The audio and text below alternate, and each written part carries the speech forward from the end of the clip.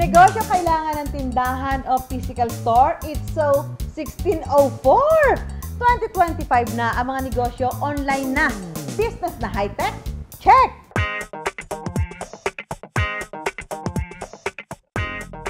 Ang diskarte ng mag-asawa mas nag-level up pa dahil ang kanilang bahay mismo ang nagsisilbing pwesto ng kanilang negosyo. Makapagsa ka, maganda yung nails mo, parang busog ka pa. Yung working area ni Sir malinis, mga needles, bago lahat yung gamit niya. Mababa lang po tayo maningig, mami. 800 lang po minimal. Yung nagawa ko po nung last na pullback, 25 to 30K. Kahit po nag-work ako. Kasama ko pa rin po yung mga bata. Less hassle, wala ka pong iintindihin na pamasahe or transport. Ang magjowang ito, hindi pala road trip ang pakay. Sakay ng kanilang tricycle, bumibiyahe sila para magbenta ng tinapay. Lagi kaming bumibili dito. Laging sila sold out. Sobrang sarap and worth the price. Nung una, kung san-san lang kami mga pwesto. Puhunan po namin sa mobile card, umabot po siya ng 150,000. Sa ngayon po, ang kinikita po namin sa isang buwan, 30 to 40,000 po. Ang mga unique sweater na ito mula sa mga ukay-ukay, nabigyan ng bagong buhay sa maliit lang na kwarto. Ang kanya estilo, maging creative lang, mga kanegosyo. Hindi siya fast fashion and mahirap siyang gayahin. Kulang yung merong recreate na damit. Kada buwan, siguro nasa 5 digits yung kinikita ni Recreate. Minsan, kahit iwasan pa ang disgrasya, pilit pa rin lumalapit. Ganyan din sa negosyo. Kamakailan lang, naging laman ng balita ang isang nail technician na pinaslang ng kasama ng kanyang customer sa loob mismo ng kanyang bahay kung saan niya pinatatakbo ang kanyang negosyo. Kaya agad nagpatupad ng bagong patakaran ang mga home-based nail technician. No companion policy o di na pinapayagan na may kasama ang customer na magpapaayos ng kuko. Kabilang sa mga nagpatupad ng bagong patakaran, sa seguridad ang home-based nail technician na si Ja. Hindi po muna ako mag-aalaw ng companion. For safety lang din po ng mga anak ko. Dahil ang kanilang bahay mismo ang nagsisilbing pwesto ng kanilang negosyo, may mga dapat na isaalang-alang.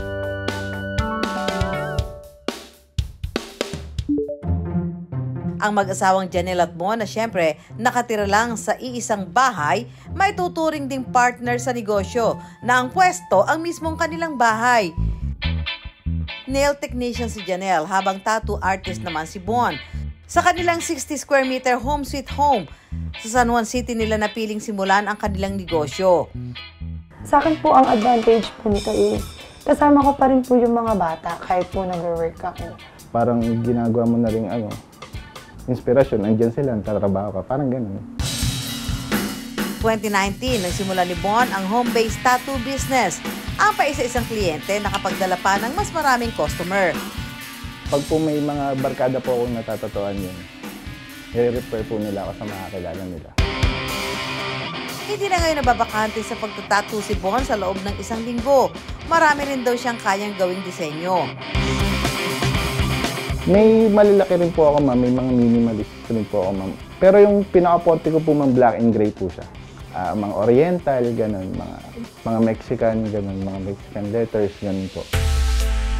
Ang presyo naman ng kada tattoo depende sa laki, design at style. Mababa lang po tayo maningig, ma'am. 800 lang po minimal. Yung nagawa ko po nung last na pullback, 25 to 30K po ata. Ganun. Buong likod po siya. Paalala lang ni Bon, siguraduhin may sapat na permit kung magsisimula ng ganitong klaseng negosyo. Po, meron naman po tayong sanitary permit, barangay permit, saka sa DTI, ganun. After ko po mag-touch, ma'am, dinidispose ko po lahat ng needles, ink caps, tapos linis po ako ng ko kagad, machine bago ko po itabi. Bago magsimula, sinasanitize muna ni Bon ang kanyang working area at mga gamit at nagsusuot din siya ng face mask. Magaan po yung kamay ni Sir. Hindi siya, na-expect ko kasi masakit. Pero hindi naman. Siguro from 1 to 10, mga 3. Yung working area ni Sir, malinis. Then yung mga needles niya, pinakita naman niya na bago lahat yung gamit niya. So kailangan po mas gaangan yung kamay pag new client. Ganun po. Dapat po talaga mas pulido. Ganun. Lalo na po itong lining works, kailangan po talaga mas focus ka dun sa ginagawa. Yung binigay ko pong design na-achieve naman po ni sir. Maganda naman po yung result. As a first timer po, uulit po ako kay sir. Bali kung magpapatato po ulit ako kay sir. And yung mga gusto rin po na magpatato na first timer, si sir po, marirecommend ko po. Yung mga takot sa tattoo. Kung hindi nawawalan ng kliyente sa isang linggo si Bon, hindi naman bababa sa 5 ang customer ni Janelle sa isang araw. Inaabot ng 45 minutes hanggang 1 oras at 30 minuto ang paglalagay at pagdidisenyo ng nail extension. Pero mas tumatagal daw kung may dating nail extension ang customer na kailangan munang tanggalin. Kaya para mas mapabilis ang trabaho, to the rescue si Mister. Dumating po kasi sa point na pagka sobrang dami pong clients, napupuno po yung space namin. Hindi ko na po kayang ako po magre-remove, then lilipat po ako para maggawa ng nails. Tsaka yung time din po. Sinabi ko po sa kanya na kung ikaw magre-remove, mas marami akong magagawan. Kasi po yung kain pong oras sa pagre-remove, hindi lang po siya 10 to 15 minutes. Minsan po, pinapapunta ko po ng mas maaga, 30 minutes before po ang appointment ng client para po nare-remove na po niya. Nung una ma'am, dalawa kami nagre-remove. Ako yung nagdi-drill, siya yung nagbabalot. Tapos hanggang sa nagamay ko na lahat, ako na lahat po dun sa removal talaga. Matumal na raw ang 5 customers pero kaya raw ni Janelle lang hanggang 13 customers sa isang araw. Compared sa mga previous nail technicians na na-try ko, sobrang bilis niyang gumawa. Pero at the same time, nasusunod pa din naman niya yung design pegs mo. Comfortable naman siya and andun din yung homey feels kasi nga syempre nasa bahay. So parang hindi ka din nalalayo sa sarili mong bahay. Sobrang bilis na ate gumawa and then bet ko yung kung paano siya, yung mga designs niya din gusto ko. Sobrang nasunod yung inspo na sinend ko sa kanya. And ayun, sobrang tumagal din talaga yung nails and sobrang tibay. Walang natanggal na designs or anything. Sa halos 4 na taon sa ganitong industriya, natuto na raw si Janelle kung paano mas magiging wais na negosyante. Para maiwasan ng bogus clients, required ang down payment para makapagpa-schedule ng appointment. Papa-down payment po ako ng 200 para po at least secured po yung slot. Kasi marami pong hindi nagda-down, then hindi po sisipot. Tapos may mga nagbubook po ng araw na yun, hindi ko po natatanggap kasi nga po, nakabook po sila. Sa ganitong paraan, hindi nasasayang ang oras ni Janelle. Sigurado pa ang kita. Sa isang buwan, malinis na raw ang kita na 50 to 60,000 pesos. Idagdag pa riyan ang kita ni Bon sa pagtatattoo na pumapatak din ng 30 to 40,000 pesos. Ang diskarte ng mag-asawa mas nag-level up pa dahil parehong matagal ang ginugugol na oras. Sa pag-aayos ng kuko at pagtatattoo, naisip nilang magtinda na rin ng pagkain sa kanilang customers. Sobrang okay nung ganong parang extra service na may food. Okay siya kasi makakapag-snack ka habang ginagawa yung nails mo, hindi ka magugutom, and overall, parang sobrang complete yung experience mo. Kasi maganda yung nails mo, parang busog ka pa. Dahil sa kanilang home-based negosyo, nakapagpagawa sila ng bahay sa Batangas, nakabili ng sasakyan, at nasusuportahan ang mga pangangailangan ng kanilang 3 anak. Kung papasukin ng home-based business, paalala lang ni Janelle at Bon, maging maingat sa pagtanggap ng customers. Hindi masamang maging mapanuri kumpara sa kapakanan at seguridad naman ng pamilya. Sinecheck ko yung profile ng client ko. Taga saan ba to, ganyan, saan niya nakuha yung page ko. Tapos minsan po, pagka nag-ano na kami, nagtatatuan, yun po, kinakausap ko po. Malayo na nga ang narating ng mga pangarap na nagsimula lang sa 4 na sulok ng tahanan. Hindi naman po porket nasa bahay lang, hindi po magbo-boom yung business nyo. Hanggat kaya nyo po siyang palaguin nyo po. Kasi malaking bagay po yung nasa bahay lang. Less hassle, wala ka pong iintindihin na pamasahe or transport. Yun po, magtiwala lang po sa sarili, kaya po yan. Sabi nga, start small. Tulad ng mga negosyong sa bahay lang pinatatakbo. Magsimula sa kung ano lang muna ang kaya pero sapat. Hanggang ang sapat, maging sobra. At hindi na mamalaya na ang dating maliit, pwede na palang ipagmalaki. Road trip with jowa? Naks! Pero ang magjowang ito, hindi pala road trip ang pakay. Sakay ng kanilang tricycle, bumibiyahe sila mula Bulacan, papuntang Malolos para magbenta ng tinapay. No pwesto, no problem.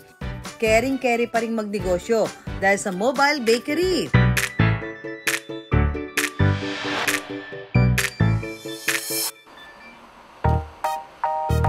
Maaga pa lang naghahanda na ang magkasintahang Michael at Angel. Ang mga produkto isa-isang isinakay sa tricycle. All set na para magbenta ng mga gawa nilang tinapay. Sa isang night market sa Malolos ang napili nilang pwestuhan ngayon dahil bukod sa maraming tao, libre ang magbenta rito.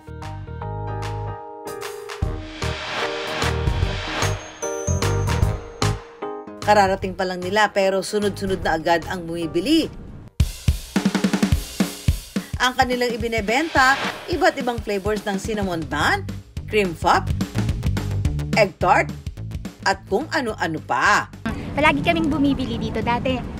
Ano pa lang sila, nasa tent pa lang sila, bumibili na kami dito sa kanila. Dati hinahanap namin yung pwesto nila kasi nga yung nasa tent sila, maliit pa nun. Tapos laging sila sold out. Tapos yung lasa naman niya, sakto lang yung tamis niya, kaya favorite siya ng mga anak ko. At first kala ko mahal, pero nung nakabili na ako, tapos na-try ko na, ayun, tinuloy-tuloy ko na. Actually, na-miss ko nga kasi lately po maulan and talaga nag-chat pa ako sa kanila para lang itanong kung open ba sila. Talagang inagahan ko kasi last night naubusan ako. So, sobrang sarap and worth the price. I've been ordering sa kanila since 2023. The first time that I ordered, pinangregalo ko. Nagustuhan talaga nung pinagregaluhan ko. So, we're from the same barangay. So, madalas talaga ako mag-order pero nagpapadeliver ako. Talagang masarap tsaka talagang fresh na fresh kasi. Kaya talagang worth it bilhin. Kabog naman sa feedback. Malaking bagay raw ang social media para makilala ang kanilang mobile bakery. Tinatakam namin sila dun pa lang sa picture Yun po. Tapos yung pagpo-post po ng content, yung mga video, ganyan. Yun po kasi nakita ko na parang kaya kami na kilala. Kasi kung hindi po kami nagpo-post, di po kami makikilala Noon pa man, hilig na raw talaga ni Angel ang mag-bake. Childhood dream ko yan, magkaroon ng sariling bakery. Siya, tinulungan niya ako. Habang wala pa silang sariling bakery, mobile cart ang naisip nilang paraan para makapagbenta ng kanilang mga produktong tinapay. Hassle-free siya kasi hindi na kami magbabaklas ng tent, hindi na kami magbubuhat ng mga pastry case, ng lamesa. Advantage din niya, kunyari po hindi kami nakaubos sa isang lugar. Pwede kami lumipat sa ibang lugar kung saan din matao. Pero ang magjowang ito, hindi pala road trip ang pakay. Sakay ng kanilang tricycle, bumibiyahe sila mula Bulacan, papuntang Malolos para magbenta ng tinapay. No pwesto, no problem. Caring-carry pa rin magnegosyo dahil sa mobile bakery. Bago nagkaroon ng mobile bakery, nagsimula lang daw silang magbenta online. Tapos deliver kami. Sinubukan namin mag-live selling dito lang din sa area namin. Para mas marami ang maibenta, sinubukan din nilang pumwesto kung saan-saan. Nung una, talaga kami, kung saan-saan lang kami pwesto. Lamesa lang, tsaka isang pastry case lang. Yun lang yung dala namin. 3 months na ganun din, na online, tapos pwesto kung saan. Tapos, deliver, puro ganun lang. Pero kapag walang sariling pwesto, ang madalas na kalaban, masamang panahon. Nagtitinda kami, tapos sinabutan kami ng bagyo. Ngayon, nag-set up pa rin ako, ma'am. Kasi malakas na yung ulan, so sabi ko, sobrang positive ko nung panahon na yun. Hindi ko po makalimutan, isa lang po yung nabenta ko nun. Tapos ang bumili po yung kasamahan po namin doon sa area na yun. Masungit na panahon din daw ang halos pumigil sa kanila noong makapagnegosyo. Tag-ulan kasi noon, sobrang lakas noon, 2023, noong mga panahon ng tag-ulan noon, sobrang baha talaga dito sa Bulacan. Parang nisip namin sa isang araw, isang box lang yung na-order. Tutuloy pa ba natin? Kasi parang, parang sinusubok na kanilang panahon. Pero sabi nga, ulan at baha ka lang, seryoso kaming negosyante, kaya hindi sila nagpatalo. Kailangan kasi din namin siya kasi nasimulan na namin. Kumbaga ba, parang nahihinayang na rin kami na mag-quit kasi sayang din. Parang din yung nasimulan, tsaka yung passion namin, nagsisimula pa lang kami, parang nag-iinit pa lang kami, parang sayang naman ito susukuan namin. Hindi raw sila pwedeng sumuko. Pareho kasi silang nag-resign sa trabaho para maituloy ang pangarap na negosyo. Yung routine kasi namin dati nag-work kami, parang work, tapos uwi, ganun. Parang paulit-ulit lang yung cycle. So parang naisip namin na yun, mag-business. Parang meron ding challenge, ganun. Or parang yun din, ma-pursue din namin yung dream namin. Ang dating pangarap lang, caring-caring naman palang matupad. Kung noong simula, sa balkonahe lang ng bahay sila nagbe-bake. Doon po sa may terrace nila, gawa lang po kami ng isang maliit na cubicle, harang-harang lang. Tapos doon kami nag-set up po ng mga gamit namin. Ngayon, meron na silang naipagawang baking area. Marami na rin silang naipundar na gamit sa baking at nakapagpasadya ng mobile cart. Bali yung puhunan po namin sa mobile cart, umabot po siya ng 150,000 po. Bukod sa mobile bakery, tumatanggap din sila ng mga order na pang-giveaway at nagsusupply ng mga pastry sa mga event. Hindi rin ako makapaniwala na mangyayari ito kasi ang naisip ko talaga, hindi talaga siya, imposible ba?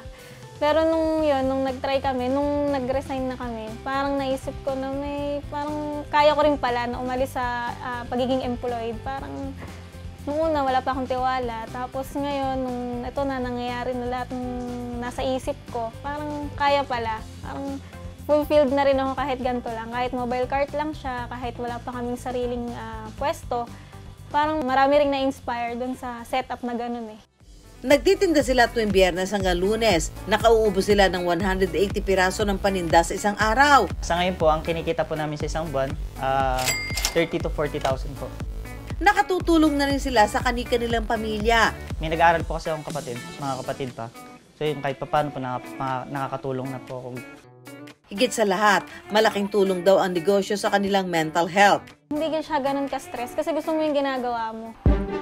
Hindi raw madaling magnegosyo pero caring-carry basta gusto ang ginagawa at may katuwang pa. Huwag kang matakot sumubok. Huwag ka rin matakot na mag-fail. Kasi yung fail na yun yung magbibigay sa'yo ng motivation para bumangon ka muli. Pagpatuloy mo yung business na gusto mo. Sa business, hindi natatapos yung problema. Nandyan at nandyan. Pero meron din mga small wins. Magtiwala ka lang din sa sarili mo na kaya mo. No pwesto, no problem! Hindi man makapagpundar pa ng sariling pwesto, caring-carry pa rin magnegosyo. Tulad ni na Michael at Angel, wala mang pwesto, sila mismo ang nagdadala ng produkto sa mga tao.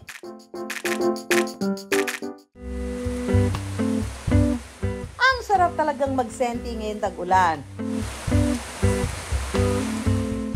Minsan mapapaisip na lang na hindi sa lahat ng pagkakataon kailangan natin ng space. Tulad na lang sa pagnenegosyo. Oh! Why are you crying again? I know. Cuddle weather, right? Nako, eto na. Kung wala pa kayong kayakap ngayon, eto muna ang solusyon. Eto. Oh, yan, mga upcycled sweater mula po sa Baguio City. Yan. Ang mga unique sweater na ito mula sa mga ukay-ukay.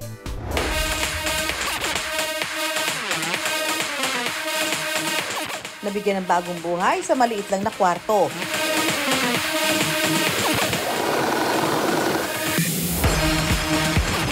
Yan si Elvin, ang wais siyang entrepreneur mula sa Baguio City. Kada buwan, siguro nasa 5 digits yung kinikita ni Recreate. Ang kanya estilo, maging creative lang, mga kanegosyo.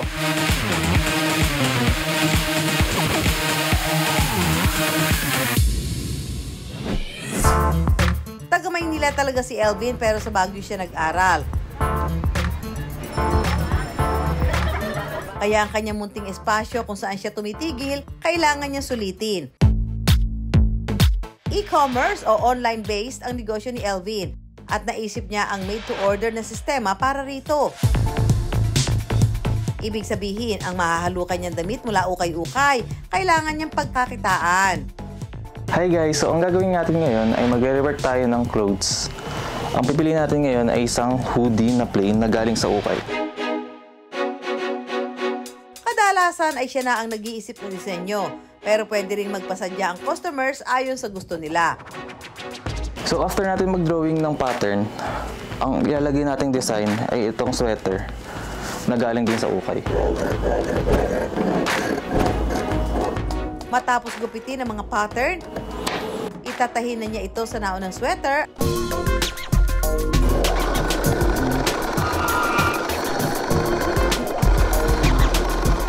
at saka lilinisan.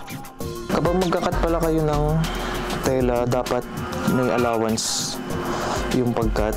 Hindi siya sagad sa may tahi para may makapit pa rin yung tahi. Para hindi rin siya matastas. Talagang tinututukan ni Elvin ang bawat detalye para siguradong mabuhay ang disenyo. At ang final step, nilalagay niya ang tag na magmamarka sa bagong buhay ng sweater na ito. After 1 hour, natapos na natin ang Recreate Thread hoodie.